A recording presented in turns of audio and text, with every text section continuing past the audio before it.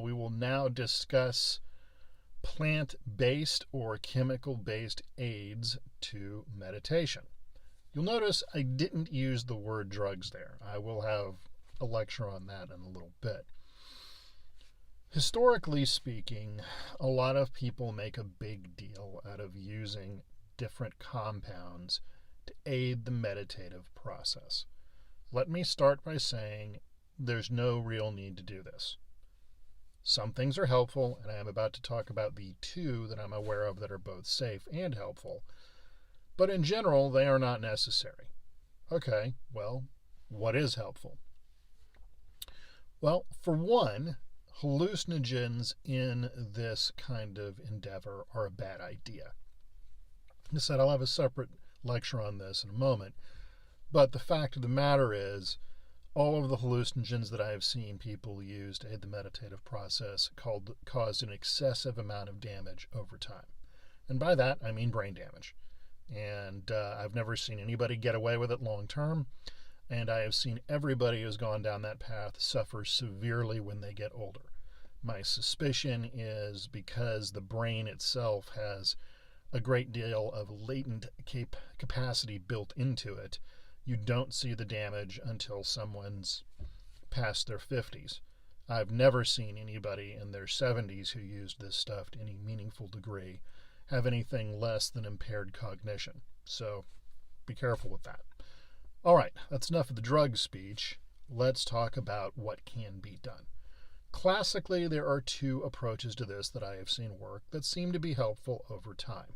The first of which is the utilization of different liniments and balms to improve clairvoyance and clairaudience. In the Franz Barden tradition, there is a fluid you can make out of eyebright that you then soak pads with and place over the eyes. Very, very, very helpful. There is another fluid that is made out of chamomile that is likewise charged with esoteric energy and then placed in the ears to help develop clairaudience. Again, very helpful and generally pretty safe. The second one, which I'm going to get into now, are classically known as spagyrics in Western meditative circles. Now, what these are is these are herbal preparations. You take an herb, you soak it in alcohol. Once you finish doing that for a while, you pull the remaining plant matter out, burn it until it turns into an ash, then you recombine the two. This recombination process takes another couple of weeks. Afterwards, you drain out all of the remaining particulate matter, and then you take 10 or 20 drops a day of that particular extract. Seems to be pretty helpful. Now, in a classical spagyric system, you will have 7 of these, one for each day of the week, corresponding to one of the 7 planets. Now, that's not where the work stops. What gets left out in this is when you have your spagyric, directly before you take it each time, you do a meditation on the associated planet.